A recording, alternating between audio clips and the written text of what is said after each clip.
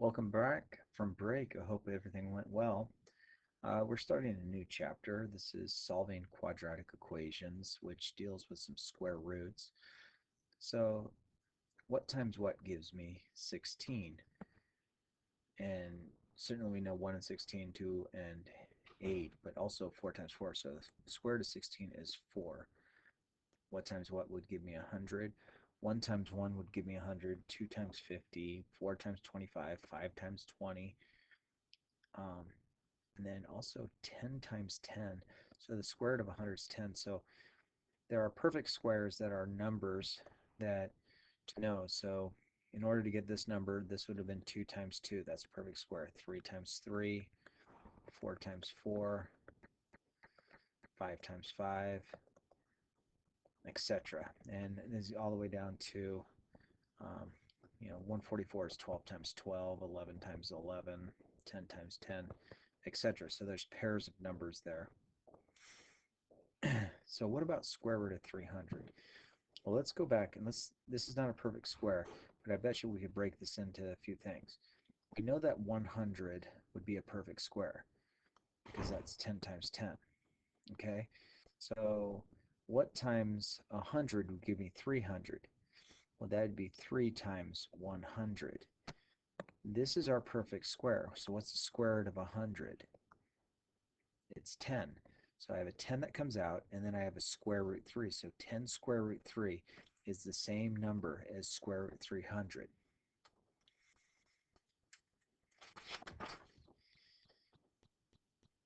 Okay, we just did this one. So let's try square root of 48. Okay, so 48 is two numbers times each other. So what we're going to do is we're going to go to right here. Okay, that's really close to 48. So do you think I can multiply 36 times a number to get 48?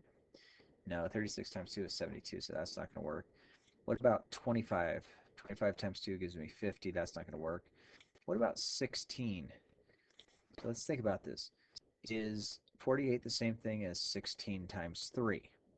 Is 16 times 3 48? The answer is yes. Well, 16 is a perfect square. What's the square root of 16? Well, 4 times 4 gives me 16, so this is going to give me an answer of 4 square root 3. And it's all done. So we're going to try this one. So we're going to say 12 is in there. So can I go 9 times a number to get 12? Nope. What about 4 times a number? Yeah, 4 times 3 gives me 12. Well, what's the square root of 4? The square root of 4 is 2. So I get 2 square root 3. And that's my answer. These are equivalent versions, just one is rationalized. Rationalized is kind of a big word. All right, so let's take the root 72. So 72 falls about in here.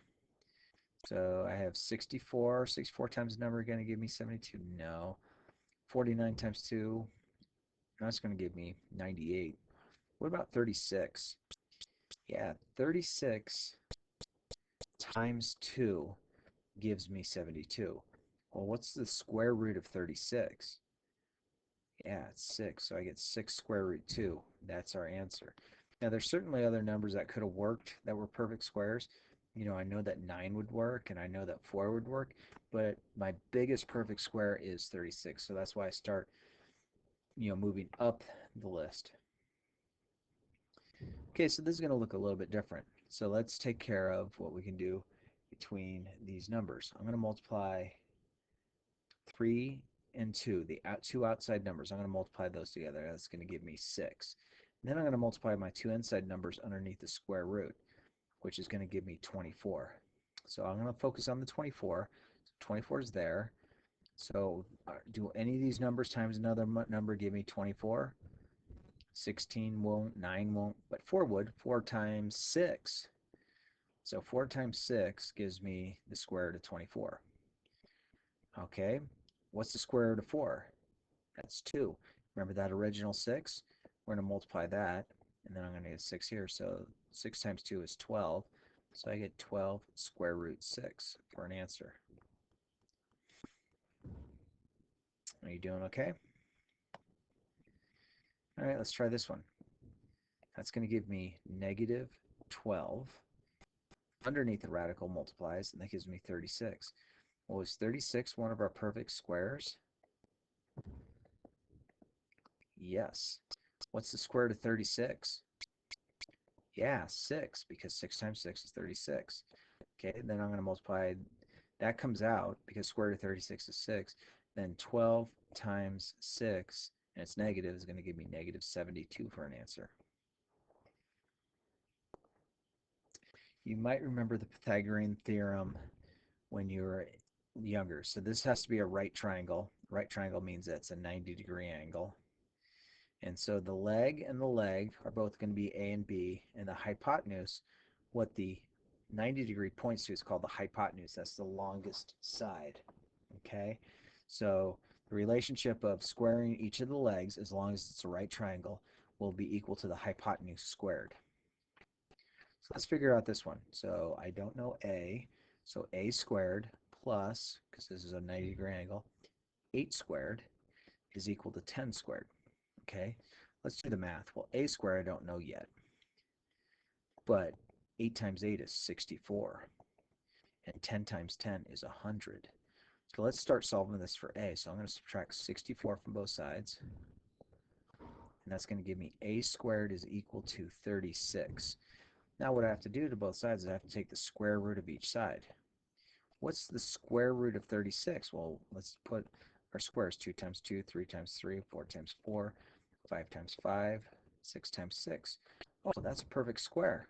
So what times what gives me 36? Yeah, 6. Notice the answer is now A equals 6. The reason that it's not A squared is I took the square root of both sides in order to get there. Let's try one more. So here's our 90-degree angle right here. I don't know my hypotenuse, but I know that 2 squared plus 6 squared is equal to c squared. Well, 2 squared is 4. 6 squared is 36. That's equal to c squared. If I add those together, that's going to give me 40 equals c squared. In order to undo the c squared, I need to take the square root of both sides. Okay, so I'm going to get c is equal to something. So my perfect square is 2 times 2, 3 times 3, 4 times 4, 5 times 5, 6 times 6, 7 times 7. Okay, this isn't going to work. 25 times this number is not going to work. 16 times 3 is 48. 6 times 2 is 32. That's not going to work. 9 times a number is not going to give me that. So 4 times 10.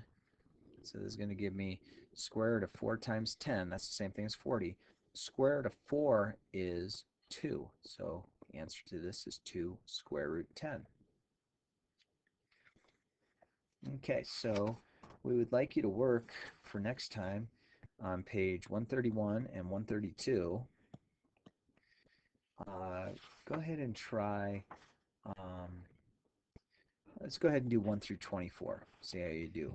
Try and do all of them.